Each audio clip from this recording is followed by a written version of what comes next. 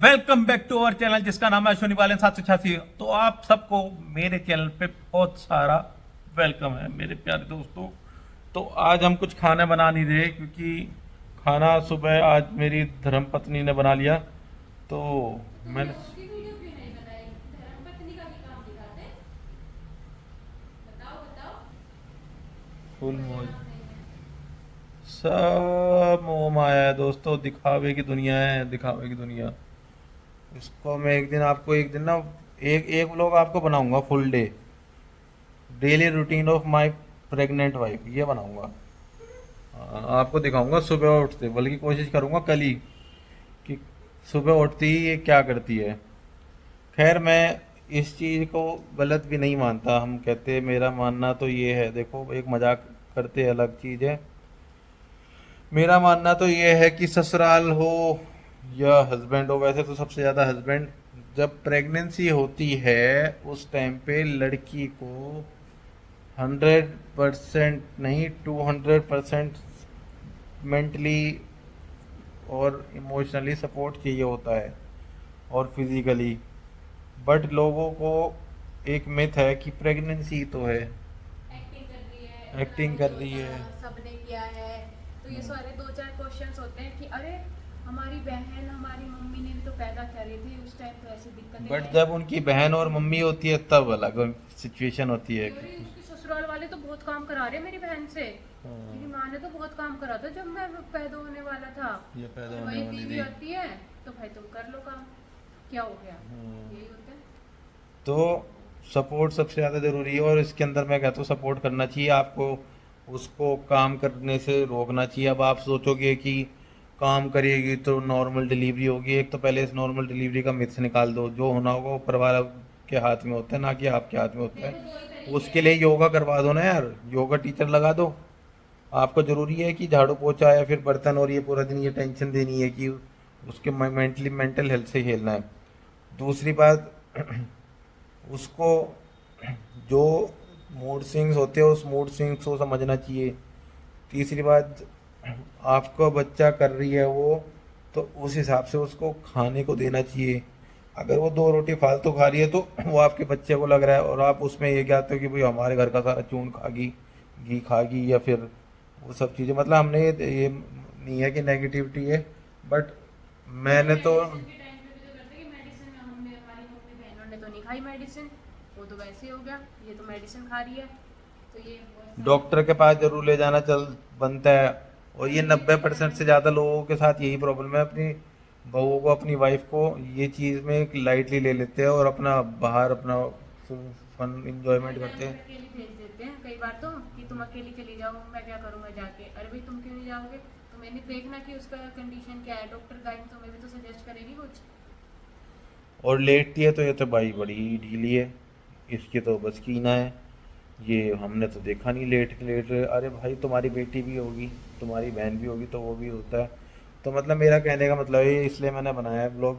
आज मैंने ये सोचा कि इस तरह के ऊपर ही बनाना चाहिए हमें। क्योंकि हमने अपनी सोसाइटी में देखा है कि बहुत से आसपास हमने ये चीज़ें सुनी है कि उनके पति उनको सपोर्ट नहीं करते, और बहुत देखा भी है, ऐसा नहीं कि हम सिर्फ सुन के बना रहे, देखा भी है।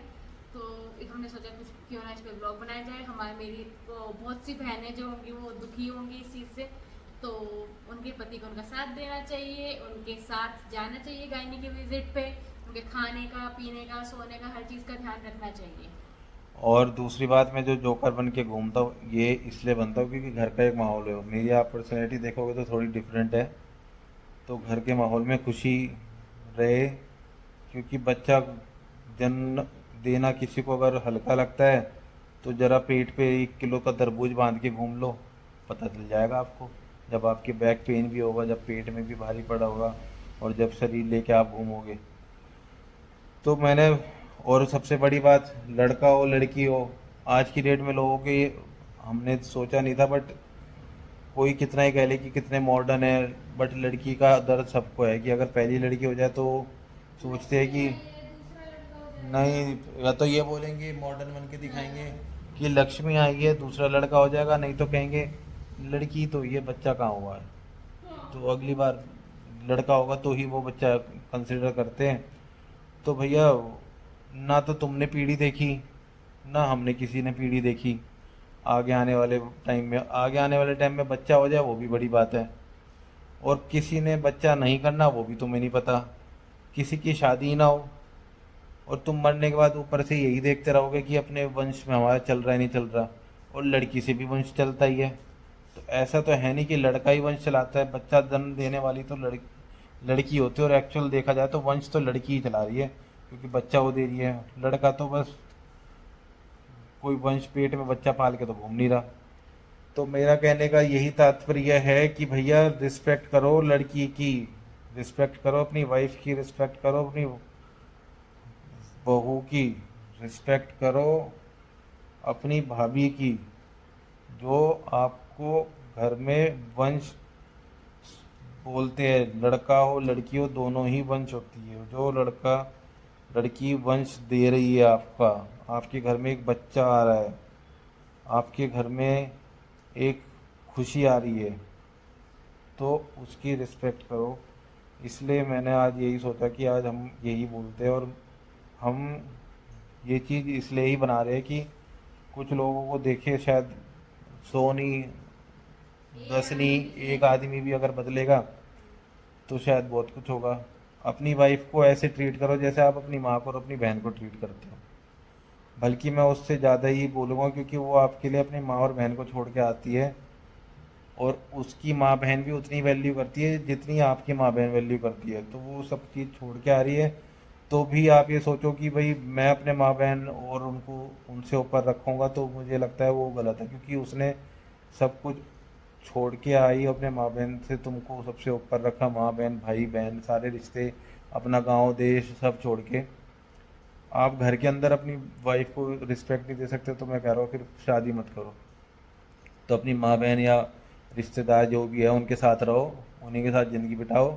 आपको कुछ टाइम में वो भी रंडवा रंडवा कह के अपने घर में घुसाना बंद कर देंगे, और आपकी माँ बहन भी बोलने लग जाएगी कि तेरे से तो शादी भी नहीं करी, तो ताने सब पड़ते हैं। तो जब आपकी माँ बहन अपनी फैमिली देखती है एट द एंड, तो आप भी अपनी फैमिली देखो। ये नहीं कह रहा कि उनको छोड़ दो या उनके साथ ना रहो, उनको अगर कुछ गलत कर रहे तो उनको भी समझाओ। वाइफ है तो उसको भी समझाओ। बनाने का काम हस्बैंड का होता है, बिगाड़ने का काम भी हस्बैंड का होता है। जो सास बहू इन सब की ज़्यादातर की जो लड़ाई है झगड़े है ना, वो इसलिए है क्योंकि पति का काम होता है कि बहू के सामने माँ की बुराई करना, माँ के सामने बीवी की बुराई करना, दोनों के अंदर रंजिश बनी रहे और खुद सोमड़ी से निकल जाना। तो ये चीज़ें है बहुत, जो अपना सोच समझ के करनी चाहिए अपनी ज़िंदगी बनाओ, और अपने दोस्त यारों में इन सब चीज़ में छोड़ो, क्योंकि दोस्त यार आपके बच्चे पैदा नहीं करेंगे। अगर बच्चे पैदा करते हैं तो दोस्तों यारों में रह लो, तो उन्हीं से शादी कर लो।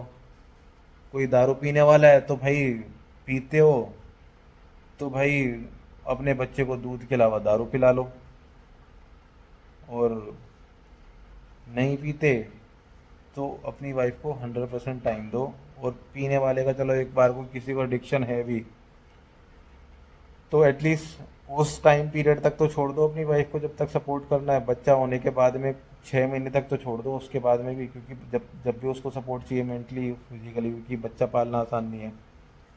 तो आपको ज्ञान लगेगा, बट शायद किसी एक को समझ में भी आए कि मेरे इमोशंस या फिर मैं क्या कहना चाह रहा हूँ। मैं शायद अच्छे से समझा नहीं पाया हूँ, कुछ लोगों को बुरा भी लगेगा।